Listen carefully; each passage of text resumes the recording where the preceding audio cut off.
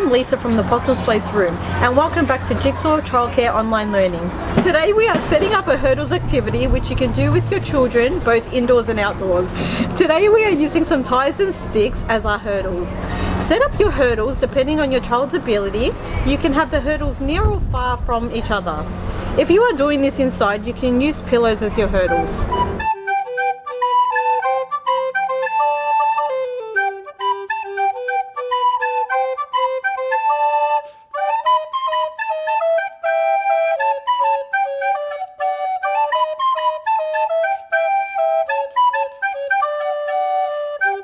To further enhance their skills, you could encourage your children to run, hop or skip one hurdle to the next.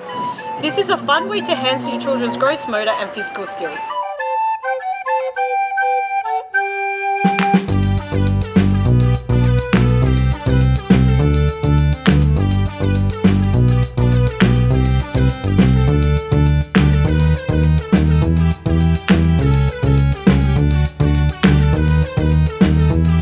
Today we have kinder-aged children participating, so we are placing our hurdles a little further apart than we would for our toddlers.